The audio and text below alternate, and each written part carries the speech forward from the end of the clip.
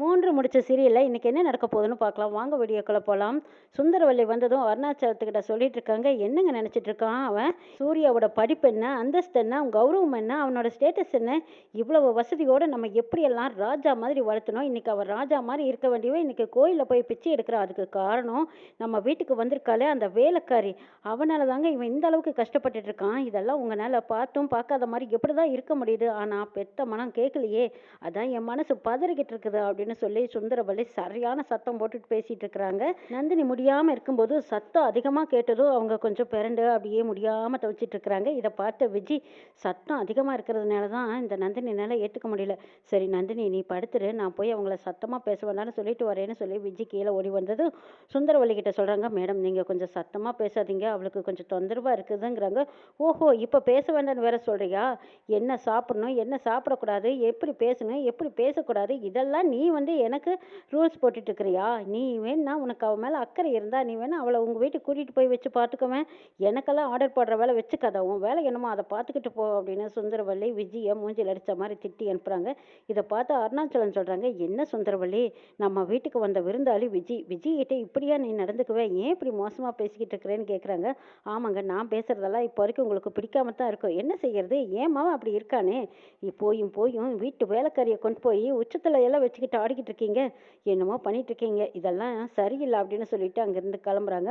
சூரிய கோயில் வாசலில் பிச்சை எடுத்துட்டு இருக்கிறத பார்த்த ஃப்ரெண்டு சொல்கிறாங்க, டேய் 11 பேர்த்துக்கு சாப்பாட்டுக்கு ஆகிற அளவுக்கு பணம் இருக்கும் போல இருக்கு, 500 ரூபா இருந்தால் போதும்டா, பார் எண்ணி பாருங்கிறாங்க. டே நான் எண்ணி பார்க்கலையேங்கிறாங்க சூர்யா. சரி, இருக்கிற பணத்தை வச்சு 11 பேர்த்துக்கு போய் சாப்பாடு வாங்கிட்டு வந்துடலான்னு ஹோட்டலுக்கு போகிறாங்க. ஹோட்டலில் போய், சார் சார் இந்த பணம் எவ்வளவு இருக்குன்னு நாங்கள் எண்ணி பார்க்கல, எண்ணி பாருங்க சார், 11 பேர்த்துக்கு சாப்பாடு வேணும், கொடுங்க சாருங்கிறாங்க. பிச்சைக்காரன் நீயே பிச்சைக்காரன், இன்னும் 11 பேர்த்துக்கு நீ சாப்பாடு போடுறியா?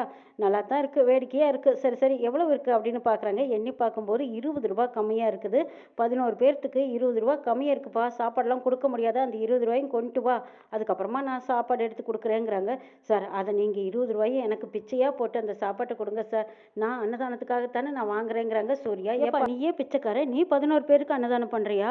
இது நம்புற மாதிரியே இல்லையே. இங்கே பார்ப்பா, இந்த கடைக்கு நான் ஒன்றும் ஓனர் கிடையாது, கேசியர், என்கிட்டயெல்லாம் காசு கிடையாது, நீ மரியாதையாக இங்கேருந்து போயிடுங்கிறாங்க. இதை கேட்ட சூர்யா கெஞ்சி பார்க்குறாங்க, சார் உங்கள் காலில் வேணாலும் விழறேன், நீங்கள் அந்த 20 ரூபாய் எனக்கு பிச்சையாக போடுங்க சார், நல்லா கெஞ்சி பார்க்குறாங்க. வெளியே போறியா, அடித்து விரட்டுட்டுமான்னு கேட்குறாங்க. இதை கேட்ட சூர்யா, சரி வேண்டாம் சார், நான் எப்படியாவது 20 ரூபாய் நான் பிச்சையாக எடுத்துகிட்டு வந்து நான் உங்களுக்கு கட்டிடுறேன், எனக்கு 11 சாப்பாடு ரெடி பண்ணி வைங்கன்னு சொல்லிட்டு சூர்யா வெளியில் போய் கடையாக கெஞ்சி கேட்டுட்டு இருக்கிறாங்க. வரவங்க போகிறவங்க எல்லாத்துக்கிட்டையும் கையேண்டி கேட்குறாங்க. ஆனால் அந்த 20 ரூபாயை யாரும் போடுற மனம் இல்லாமல் இருக்காங்க. அப்போ மறுபடியும் கோயில் வாசலுக்கு போகிறாங்க. அங்கே இருக்கிறவங்க எல்லாத்துக்கிட்டையுமே மறுபடியும் கெஞ்சிக்கிட்டு இருக்காங்க.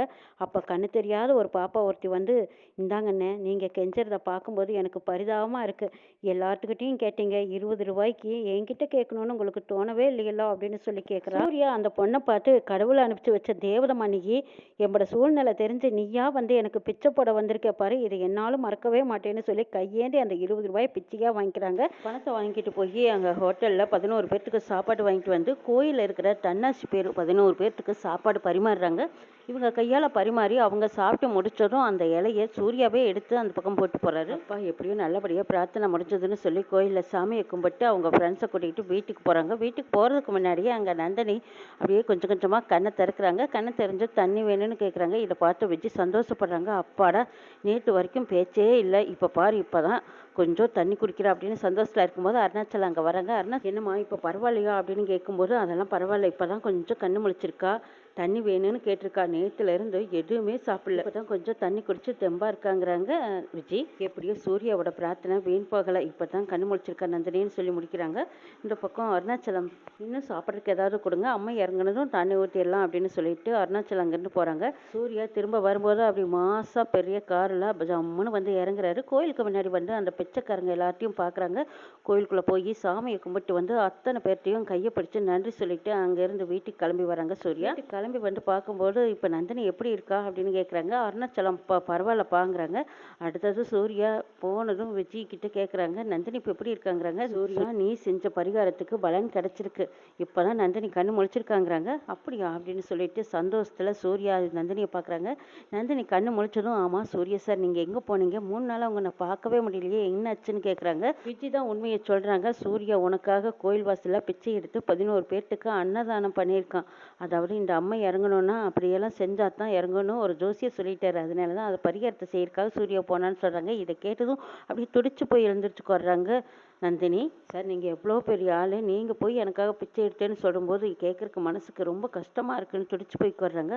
அப்போ கரெக்டாக சுந்தரவல்லி வந்துடுறாங்க. ஆமாண்டி, ஆமாம் இருக்கும் இருக்கும், கெட்ட வயிறு என்னமா துடிக்குங்கிற கூட அவனுக்கு தெரியல. ஆனால் அவன் பிச்சை எடுத்ததுக்கும் உனக்கு கஷ்டமாக இருக்குன்னு வீட்டுக்குள்ளேயே உட்காந்துக்கிட்டு சொல்கிற பாரு, இது எவ்வளோ காமெடியாக இருக்குது அப்படின்னு சொல்லி சுந்தரவல்லி நந்தினியை வாய்க்கு வந்தபடி திட்டிகிட்டு இருக்காங்க. இதை பார்த்துட்டு இருந்த சூர்யா, இதுக்கப்புறமும் என் மனைவி ஏதாவது பேசுனீங்க நடக்கிறதே வேறேன்னு சொல்லி சுந்தரவல்லியை திட்டி அனுப்புகிறாங்க. இன்னும் என்னெல்லாம் நடக்குதுன்னு நாளை எபிசோடில் பார்க்கலாம்.